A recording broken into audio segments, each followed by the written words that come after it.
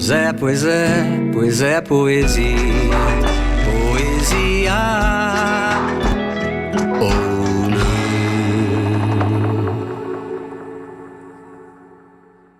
Júlio Maria nasceu em São Paulo em 1973, colunista de jornal O Globo e biógrafo de Elis Regina e Ney Matogrosso. Escreve sobre música para as publicações Valor Econômico e revista Piauí.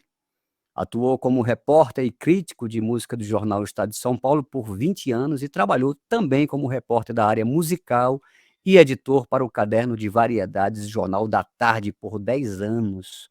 Colaborou como colunista e comentarista da Rádio Eldorado e editou o Caderno 2 Mais Música entre 2010 e 2013. Guitarrista, é músico formado pela Universidade Livre de Música Tom Jobim. Júlio Maria, querido, seja muito bem-vindo ao Poesia, Olá, Arte Eloquente. olá, meu caro Reinaldo, querido Reinaldo Bessa. Prazer, viu? Tá aqui. Quanto tempo, né, que a gente se conheceu e agora estamos aqui juntos para falar de biografia, cara. Que bonita essa trajetória sua também, né, de estar aí com esse programa há tanto tempo e, puxa, e merece os aplausos também, valorizando literatura, valorizando o texto. Obrigado, Reinaldo. Obrigado pelo prazer do convite e por você fazer esse trabalho. Imagina, o prazer é nosso aqui do Poesia, toda a equipe do Poesia em receber vocês, os convidados, as pessoas especialistas, as pessoas que têm muito a dizer a todos nós aqui, né? E eu já queria te mandar uma pergunta básica para começar a esquentar aqui os tambores. O que te levou? Você é músico, é crítico literário, enfim. O que te levou a escrever biografias? Quando foi o estalo, aquela coisa, eu acho que, enfim, acredito que vai dar. Então, Reinaldo, eu acho que é um pouco parecido para todos os jornalistas, né? Você, uma vez que está na redação, eu acho que no fundo mesmo a gente se apaixona por histórias, né? No fundo mesmo a gente se apaixona por vidas que têm altos e baixos, né? Por vidas que têm emoção, por vidas que têm acontecimentos especiais e inacreditáveis ou que ninguém estava esperando, né? Surpreendentes. Essas vidas riquíssimas podem ser de músicos, podem ser de políticos, podem ser de jogadores de futebol, pode ser do Pierre, que é um rapaz que dorme aqui nas calçadas do Copan, onde eu moro. Eu fiz um perfil dele esses dias, daria uma bela biografia. Pode ser dos nossos pais, né? Então, eu acho que, no fundo, a gente faz biografia porque a gente se apaixona por histórias. Por acaso, os meus dois biografados são dois grandes nomes da música, né? O Ney Matogrosso, em 2021, que eu lancei o livro, e a Elis Regina, que eu lancei em 2015, e depois eu agora relancei, em 2025, 10 anos depois, a biografia estendida, reescrita, ampliada, com coisas novas. Fiz também um perfil curioso, muito interessante, fazer aquela biografia do Frei Galvão, né? Antônio de Santana Galvão, o homem que virou santo. Eu lancei em 2009, junto com a Daniela Toffoli, minha querida parceira na época, e jornalista ainda hoje também. Fizemos uma biografia do Frei Galvão. Então, eu acho que, no fundo, a gente se apaixona por histórias, e eu acredito que fui levado, tenho certeza que fui levado para as biografias por gostar de contar boas histórias no jornal. Certo, eu já estou curioso, inclusive eu vi, né, essa reedição da Elis, Nada Será Como Antes, 2025, eu já tinha lido a anterior e estou muito curioso para ver essa outra. E do Ney já comecei a ler também. Rui, você meio que já respondeu essa pergunta, mas é interessante ressaltar, porque eu fico muito curioso, né? Rui Castro diz que, em seu livro sobre biografias, né, que a escolha de um biografado é quase sempre uma questão de estalo. Como é que você escolhe os teus biografados? Você os escolhe ou são... Rui Castro também fala. Eles me escolhem, o Rui Castro fala. Não, eles... Não acredito que seja assim, mas enfim. Eu acho, Reinaldo, que tem algumas... A gente também escolhe, dentro de alguns parâmetros que a gente vai traçando para a gente mesmo. Por exemplo, fazer a biografia da Elis me veio como ela, na verdade, me escolheu. Eu posso interpretar assim, né? Na época, o João Marcelo, filho dela, me indicou para uma editora para fazer um livro em homenagem à mãe dele. Procuraram ele porque iam fazer uma homenagem, ou seja, seria um livro completamente diferente. Até do que eu acredito, né? Fazer livros de homenagem é uma coisa muito chata aqui para nós, assim, é só ouvir pessoas falando bem, reunir frases agradáveis, não pode... Na verdade, você não vai mostrar a pessoa, você vai mostrar os louros, né? Você vai mostrar os confetes, os aplausos, tudo bem, existe esse tipo de livro, mas quando eu comecei a fazer, obviamente que para mim, eu fiquei muito convencido logo nas primeiras entrevistas de que aquilo seria uma biografia, né? Então eu consegui virar esse projeto dentro da editora e eles me liberaram para fazer uma biografia livre, completamente livre de qualquer patrulhamento, interferência da família, o que foi espetacular. Aí, fazendo a biografia da Elis, eu entrevistei o Ney Matogrosso, já tinha entrevistado para matérias do jornal e tal, mas eu coloquei na cabeça que o Ney seria o próximo biografado. Então, e assim foi. 5 anos depois de lançar a Elis, eu lancei o Ney Matogrosso, né? Ele veio organicamente, né? Ele veio, então, como um personagem da história da Elis. É engraçado que na biografia da Elis eu conto uma parte da história que ele vive com a Elis, e na biografia dele eu conto outra parte. E ao relançar a biografia da Elis, eu conto finalmente a história, a passagem entre os dois de forma plena, né? No terceiro livro, na biografia que eu relancei. Então, mas eu acredito que depois também vem um pensamento, por exemplo, agora eu quero biografar pessoas desconhecidas, não precisa ser exatamente uma estrela da música, pode ser alguém menos conhecido. Isso é uma demanda minha. Não estou dizendo que eu vou fazer isso agora, mas pode ser uma demanda minha. A partir dessa minha demanda, eu vou procurar, então, um personagem que tenha a ver com essa minha necessidade de contar vidas que ainda ninguém contou, né? De contar vidas que estão escondidas por aí, que podem inspirar tanta gente e podem render leituras sensacionais, né? Histórias incríveis. Então, eu acredito que a gente procura também biografados, assim como os biografados nos encontram também, Reinaldo. Interessante. E isso que você falou tem muito a ver com essa pergunta aqui, também ainda o Rui Castro, porque o livro dele, né, A Vida por Escrito, me serviu muito como base, até porque é o Rui, né? Maravilhoso. O Rui você leu também, né? E é um Li, livro. maravilhoso. Eu estou lendo agora a Arte da Biografia do Lira Neto também, e Também, muito bom também. muito bom. Li todos os livros, a coleção, a biografia do Getúlio Vargas do Lira Neto também, que também são incríveis. Fantástico. Cara, Fantástico. o Rui Castro ele fala que o biografado ideal é aquele que, além do sucesso e da fama, teve problemas familiares, profissionais, conjugais, financeiros, políticos ou de saúde. Se tiver um crime passional, é ainda melhor, né? Cito isso porque um biógrafo falou uma vez, não vou citar o nome de biógrafo aqui, porque eu não lembro, mas ele citou, eu me lembro muito do texto, ele citou uma vez que era muito difícil biografar Machado de Assis, porque por mais que ele tenha sido um dos maiores escritores brasileiros, não havia mais nada além disso, porque o Bruxo do Cosme Velho levava uma vida muito pacata, funcionário público todo certinho, casado com a mesma mulher até ela morrer, não bebia, não fumava, chegava sempre no mesmo horário em casa, dormia cedo. O que era ainda mais destacado era a questão da epilepsia, ele dava convulsões nas calçadas, dizem, não sei se isso é lenda. Enfim, o que faz um biógrafo para escrever sobre alguém que é significativo para a cultura e manter o interesse do leitor? Ou seja, como o biógrafo pode, ou é possível colocar tutano nesse osso ou não? Não dá, Reinaldo, não dá para brigar com a história, né, no sentido de, realmente, o Machado deve ter vivido coisas, e deve ter escondido coisas, e deve ter conseguido guardar para si, não é? As grandes infrações morais, né? Os grandes deslizes éticos, tudo isso que abastece uma grande biografia. que é quando a gente descobre absolutamente ou quase tudo daquilo do nosso perfil, do nosso biografado, perfil psicológico, moral, né? Então, o Machado se cometeu seus crimes morais ou penais, ele levou para si, guardou muito bem guardado, e não revelou nos seus próprios livros, né?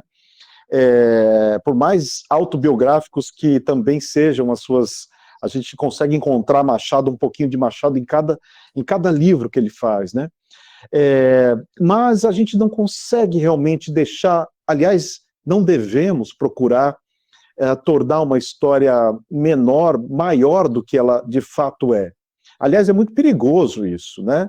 A gente cai em armadilhas. Não, eu vou deixar meu livro mais importante do que a história. Aí você pega ali uma suposição sua, uma ilação que você faça sem comprovação, e você torna aquela história, então, uma história mais atraente do que, na verdade, ela foi. Daqui a pouco todo mundo descobre que você está mentindo, que aquilo é uma forçação de barra. Então tem que tomar muito cuidado, já aconteceu por aí, né, esse tipo de coisa. Não vou também citar nomes aqui, mas biógrafos que tentaram ser maiores do que os biografados, né, na questão da história contada, forçaram a mão, forçaram a barra e se deram mal. Então eu acho que a gente tem esse compromisso com a história. Agora, cavar essa história, alguns cavam com uma colher, né, indo à hemeroteca digital e fazendo um livro pelo Google. Outros cavam com uma pá, que é indo às outras biografias que já foram lançadas, e outros cavam com uma escavadeira, né, com um trator, que é quando você realmente tem que ir sujar o seu pé de barro, viajar, ou com dinheiro da editora, ou com dinheiro do seu próprio bolso, entrar nas casas dessas pessoas, onde elas nasceram, onde elas viveram, onde elas estudaram, onde elas serviram quartel, né? Onde, nem que seja para respirar o ar da rua onde ela passava. Não tem mais ninguém vivo lá, não importa. Ir até o Mato Grosso, hoje Mato Grosso do Sul, me fez escrever um livro que eu não escreveria se eu não tivesse ido até lá, né? Então, como ir até Rio Grande do Sul, óbvio, por mais de 3 vezes, para fazer a infância da Elis. Então, eu acho que parte de cada um. Agora, encontrar realmente o pré-sal, né? A camada do pré-sal dos nossos biografados, que é a mais profunda que pode existir, realmente dá muito trabalho, custa, e cada vez menos a gente tem também recursos, né? Quer dizer, as leituras têm, de certa forma, não um nível de leitura, mas a vendagem, né? A gente teve números recentes divulgados sobre vendagem de livros com alguma queda, então pode ser que amedronte um pouco algumas editoras a investir nesse trabalho do biógrafo, não deixar de investir em biografia, isso não, porque realmente é algo que eles sabem o retorno que dá, as pessoas gostam muito de ler biografia, que bom, mas realmente é muito necessário, eu vejo cada vez mais você ir cada vez mais fundo, até porque temos hoje as informações muito acessíveis, né? E se for só no acessível, todo mundo sabe. Se for, eu estava ouvindo a Tereza contar, né? Quer dizer, como ela valoriza as informações, as fontes primárias, né? Então, como é importante a gente valorizar as fontes primárias, encontrá-las, né, em arquivos, entrevistados que ninguém encontrou, é muito importante para a gente chegar a essas histórias que os nossos biografados não queriam que nós contássemos também, né? Muito bom isso que você respondeu, porque Gabriel Garcia Marques tem uma frase que eu acho fantástica, que ele diz que existem histórias longas e histórias alongadas. Então, são diferentes, né? Uma história a história é aquilo e pronto, né? Não tem por que encher linguiça, Verdade, digamos aí, né? verdade. Ainda o Rui Castro, ele disse que é impossível para ele biografar uma pessoa viva, disse que estabelecera isso desde que começou a escrever biografias. O motivo, diz o Castro, né, é o conceito sempre magnífico de que o biografado tem de si mesmo, e por isso ele tentará impor ao biógrafo este conceito magnífico que ele quer que prevaleça junto ao leitor. Inclusive, o o Rui Castro teve um convite à época Dercy Gonçalves para escrever a biografia dela, e ele, com todo carinho, declinou, porque ele disse que tinha essa complicação, porque o biografado vivo, a biografia muda, né? E enfim, né? E não gostava muito dessa coisa. Você, o que você acha disso? Assim, acha que, de repente, você falou em biografias que tem essa influência do, né, não citou nomes, mas existe, a gente sabe, também já li várias, que são biografias que não prestam ao que realmente se deve uma biografia. Os antigos gregos escreviam sobre os atos heróicos e aquilo, tudo bem, mas hoje não é assim, o mundo mudou, existe essa questão do lado turvo, que as pessoas adoram também encontrar nas biografias, principalmente esse lado mais turvo, né? Como é para você? Você biografou o Ney Matogrosso, uma personalidade extraordinária, eu sou fã do Ney, vivo. Tudo bem? Foi de boa? Como que foi isso? Pois é, Reinaldo, eu biografei uma pessoa viva e uma pessoa morta, né? A Elise e o Ney. Então, eu consegui ter essa comparação.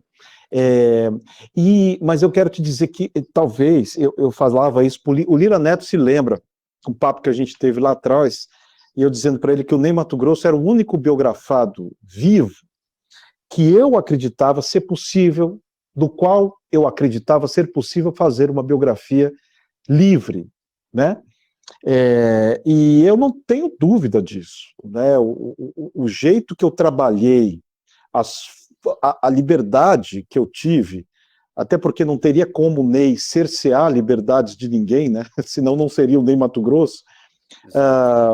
Então, eu acredito que eu tive um nível de trânsito por todas as fontes que eu quis acessar, por todos os lugares onde eu quis ir, às vezes com a ajuda do Ney, me passando contatos, às vezes não, contatos que eu tive que encontrar, que é muito melhor, né, você encontrar pessoas, inclusive da família, gente que o Ney não via há 15 anos, né, gente que estava brigada com o Ney, gente que o Ney queria que eu falasse e gente que o Ney imaginou que eu não fosse encontrar, né? Então, o Ney vivo não me prejudicou, mas eu não faço disso uma regra, porque eu acredito que o vivo, sim, pode prejudicar de algumas maneiras.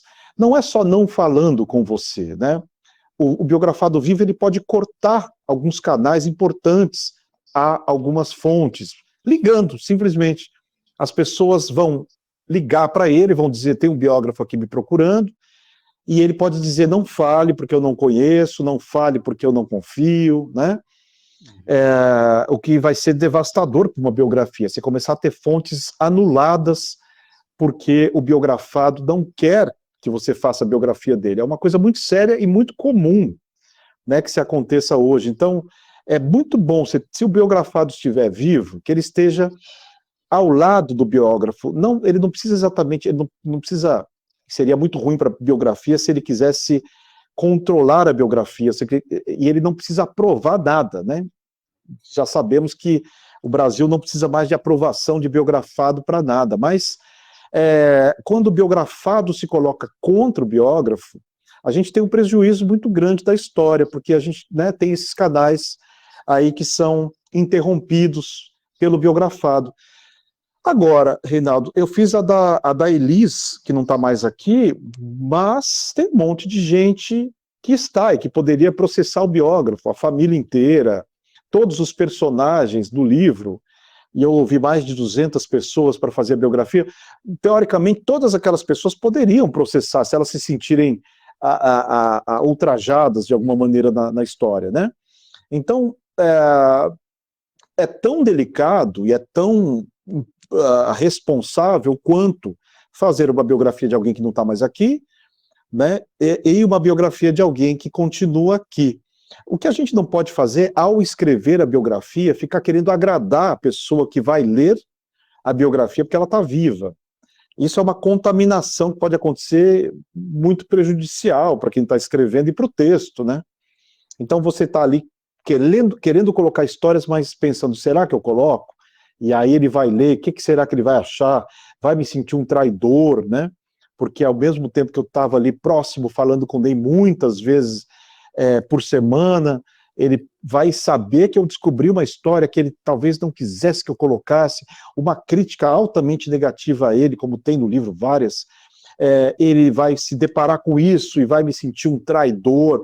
Então, se a gente cair nessas armadilhas, né, esse medo de perder, de ser anulado, de ser cancelado pelo biografado, a gente não faz nada. Ainda bem que o jornalismo me treinou para isso, né?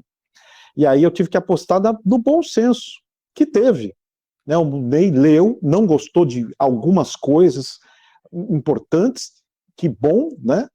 Porque também eu acho que se o biografado gostar do livro, adorar e se apaixonar e dormir com o livro debaixo do braço, debaixo do travesseiro, alguma coisa você fez de errado, viu, Bessa? Eu acho que o biógrafo que é tão agradável assim ao seu biografado, ele errou em alguma coisa. Assim como eu acho que se o biografado queimar o seu livro, odiar e não se enxergar, também o biógrafo errou, né?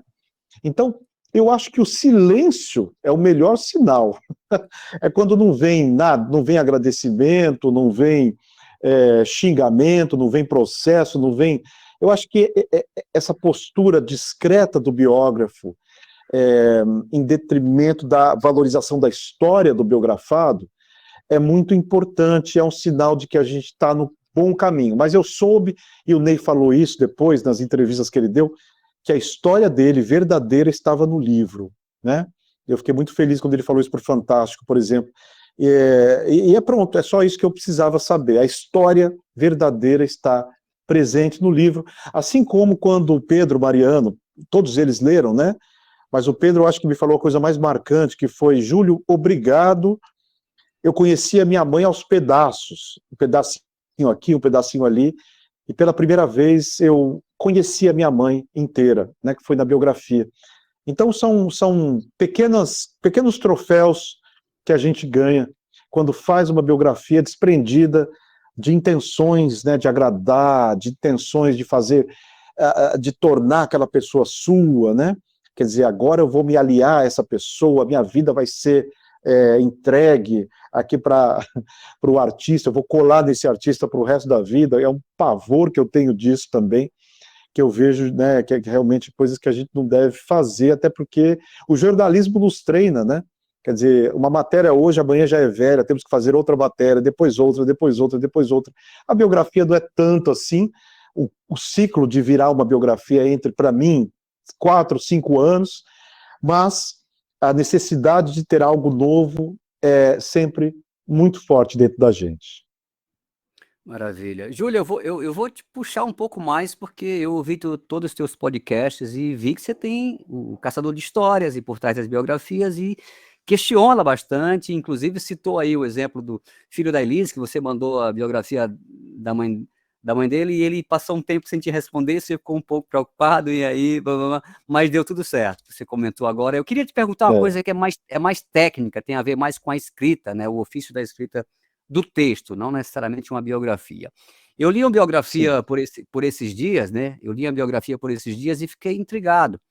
Eu sou escritor, também faço, né? Sou de ficção. Então, o biógrafo, num determinado trecho, diz, aspas, né? Então, naquela manhã de sol, ele levantou-se, foi até a janela e, com o coração palpitante, olhou o vale de Anhangabaú e lembrou-se de quando era ainda um menino, fecha aspas.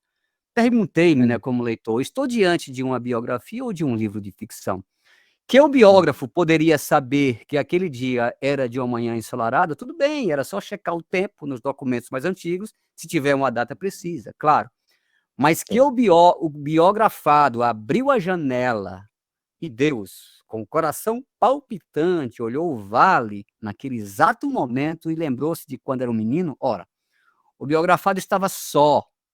Para quem ele disse isso? Não há um diário, uma carta, um bilhete, uma testemunha, nada, enfim. A minha pergunta é: alguns biógrafos não se confundem com o gênero que estão escrevendo, se uma ficção ou se uma história real? Não seria melhor esse biógrafo escrever um romance, enfim, contos e tudo mais? Porque biografia é uma coisa séria com relação aos fatos. O próprio Rui Castro, mais uma vez citando o Rui Castro, ele reprova isso. Biografia lida com a história, com os fatos. Ficção, então não adianta misturar os gêneros. O que você acha disso? Reinaldo, eu adoro as suas citações a Rui Castro, e eu realmente coloco, só para abrir esse rápido parênteses, coloco ele exatamente onde ele tem que estar, e você está certamente o colocando, tá? Ele é o nosso mestre desse negócio, tá? Rui Castro reinventou a biografia, não vou dizer inventou, mas reinventou, e abriu a porteira para que nós, jornalistas, passássemos a entender que era bom contar história em livro também, né? E abriu para o leitor também entender que aquela linguagem mais presa, dura da biografia, feita por sociólogos, pesquisadores, pela academia toda, historiadores, muito importante o trabalho deles todos, mas que finalmente a gente tinha ali também sedução no texto, que foi o que o Rui Castro trouxe. E aí eu entro na sua resposta. Eu acho que nós temos essa tentação, Reinaldo, de quebrar a dureza do texto biográfico. Eu entendo, cara. Eu condeno plenamente esse trecho que você acabou de dizer. Ele é impossível de ser feito dentro de uma biografia séria, né? Se você está ali, eu já desconfiaria da biografia inteira, né? Lendo um trecho como esse, quer dizer, você sabendo que a fonte, o biografado, que não está, eu entendo que ele está morto, né? Nesse caso que você não falou quem é, mas entendo que ele seja um biografado morto, quer dizer, o biógrafo não entrevistou o biografado, né? O biógrafo não entrevistou o biografado, o biógrafo não tem acesso a ninguém que estava com ele naquele momento, o biografado não deixou nada escrito dizendo isso que você acabou de dizer. Quer dizer, é uma cena que me colocaria em xeque e todo o livro, né? Então, eu acho muito complicado. Agora, eu vou dizer, indo um pouco além de uma condenação, que seria o caminho mais fácil aqui para a gente conversar, mas eu vou ampliar um pouco a resposta para dizer dessa busca que nós temos por duas coisas: o estilo, né, do romance das biografias, eu sou um defensor de estilo de texto, né, como o Rui Castro também, e por algumas descrições que a gente gostaria muito de fazer, e que a gente gosta muito de fazer das biografias. Então, quando o biografado é vivo, é muito bom, porque pro Ney Matogrosso eu ligava às vezes para saber a cor da calça que ele estava usando. Eu lembro disso, quando ele se encontrou com o primeiro namorado que ele teve. Eu queria muito aquela cena fidedigna, que música tocava, que cheiro tinha, onde estava, o dia estava claro, estava escuro. Que bom que eu tinha o Ney vivo, com uma memória muito boa, e dentro de um acontecimento muito importante que geralmente as pessoas realmente guardam todos esses sentidos de alguma maneira na memória, né?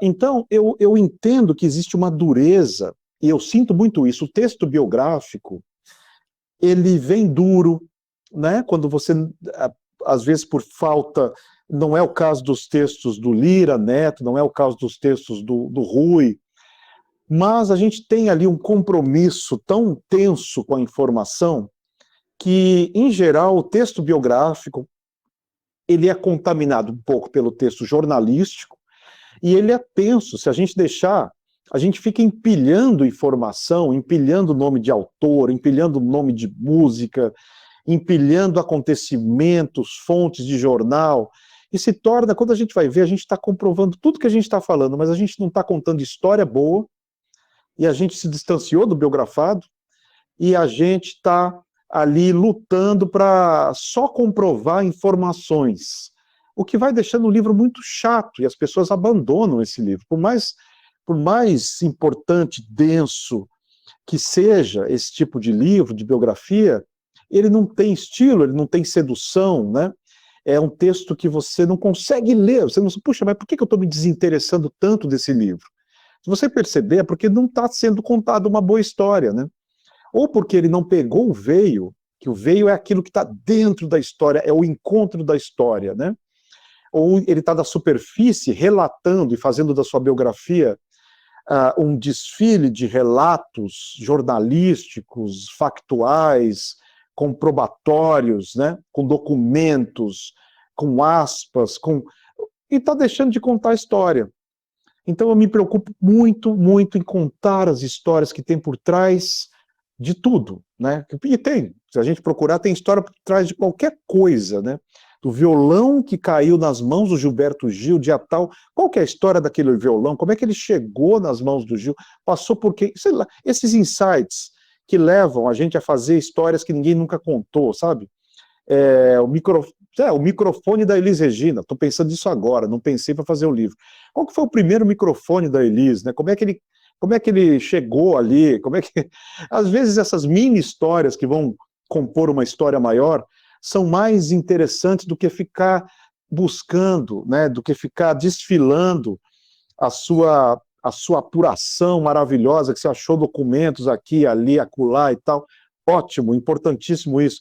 Agora, despejar isso em cima da cabeça do leitor o tempo todo para provar o quanto você apura bem, cuidado, porque pode ser que o leitor não esteja aguentando te ler, né? E não vai guardar nada daquilo depois, porque você conta de forma tão dura, conta de forma tão tensa, que o leitor também, ele vai se cansar e não vai levar aquilo, ele vai fechar o livro e aquilo acabou. Uma história nunca acaba, né? Uma história fica dentro do seu leitor. Então, eu não estou aqui justificando a artimanha do nosso biógrafo aí, que foi, definitivamente, deixou-se levar pela ficção, né? Mas eu estou dizendo que existe, por trás dessa escorregada imperdoável, existe aí uma busca e quase um desespero por um estilo sedutor. A única coisa que eu posso dizer que eu admiro em quem escreveu esse texto é a vontade de seduzir o seu leitor. Correto.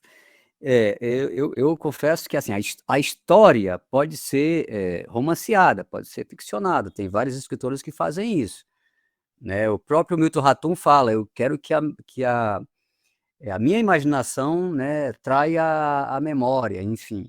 É ficção, mas biografia não pode ser romanceada, no meu entender, não pode, porque aí não, pois não, pode falar. É isso mesmo, Reinaldo, não pode ser romanceada, né? Você pode encontrar o romance dentro da biografia, Sim, né? sim.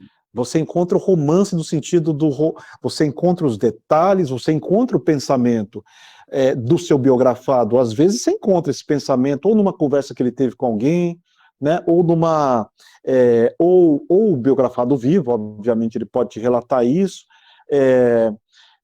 Enfim, eu me peguei várias vezes indo atrás disso, sim, numa carta que ele escreveu, mas você não pode romancear a biografia. Agora, só tem uma coisa interessante, né? As biografias romanceadas tentaram surgir aí como uma espécie de subgênero da biografia.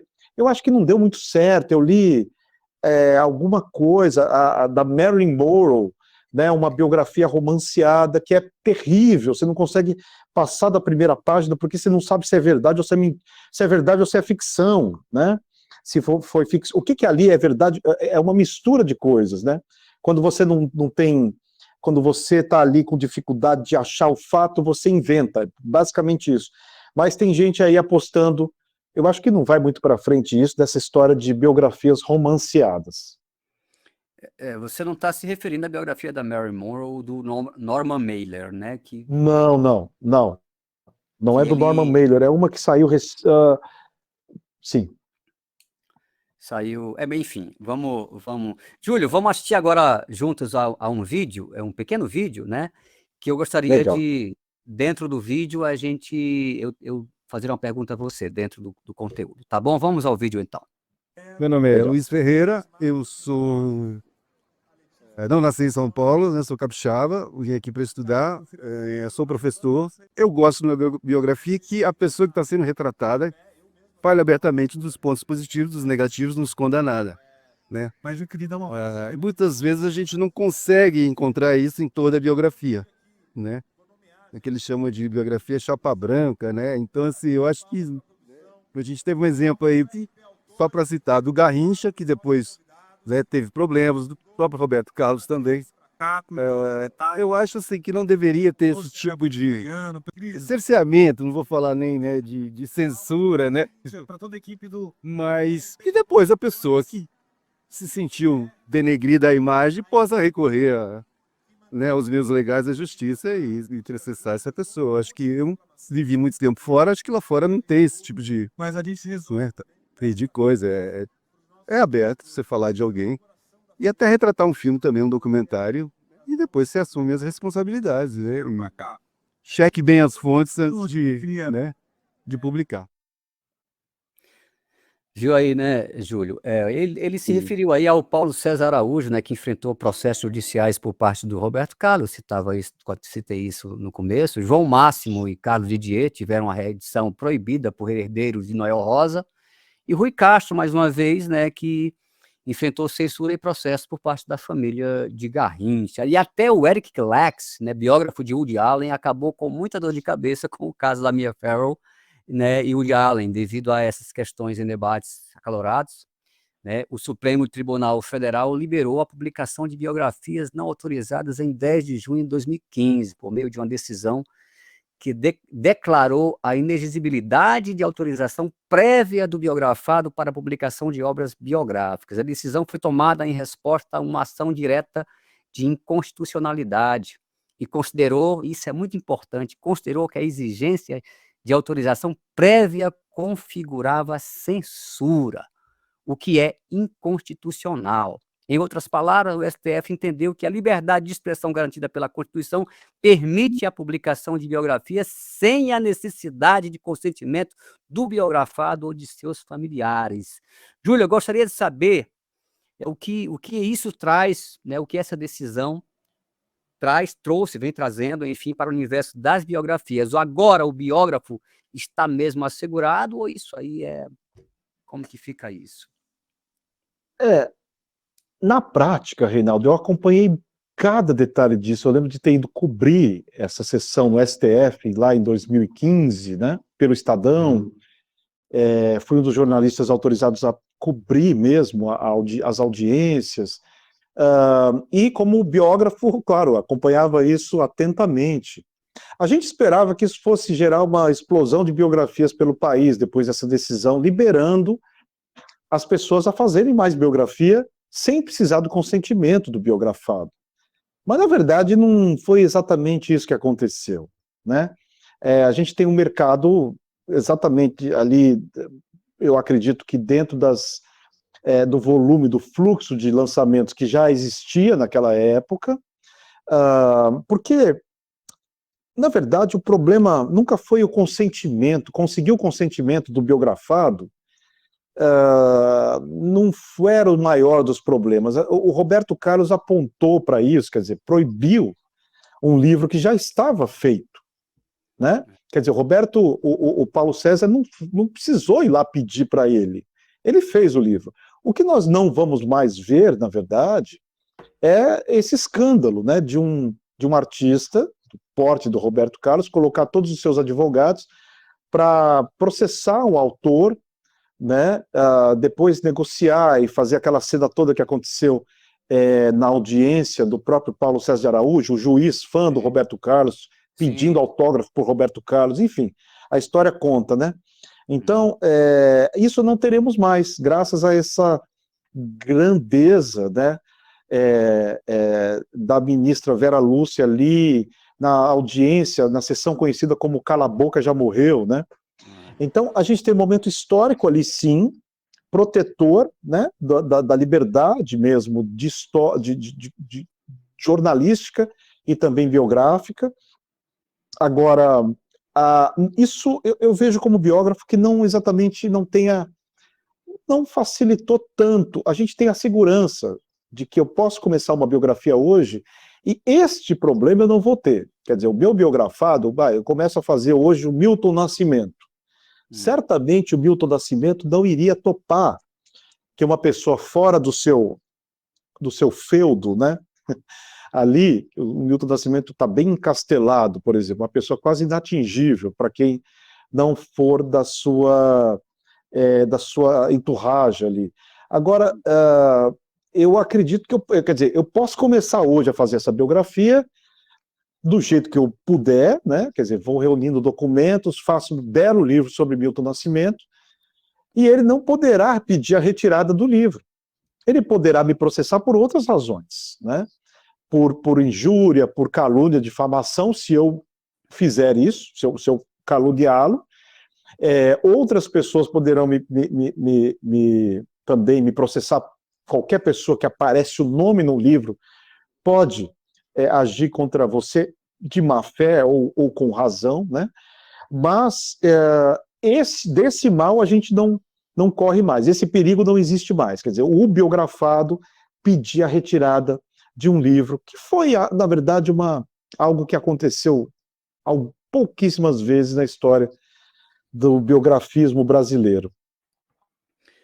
Júlio, querido, muito obrigado pela tua participação. Se você quiser dizer alguma coisa, enfim, que você acha importante, fique à vontade. Mas muito obrigado mesmo. Eu só te puxei um pouco mais porque Imagino. você trabalha com isso, enfim, ouvi os teus podcasts e tem muito a ver com o nosso programa, o nosso tema dessa vez. Agora, se você puder responder rapidinho, sim ou não, Tá. uma vida cabe num livro?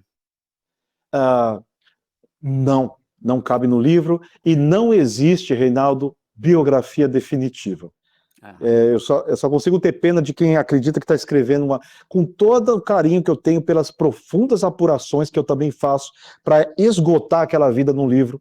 O biografado bom sempre vai produzir, mesmo morto, um novo fato biográfico.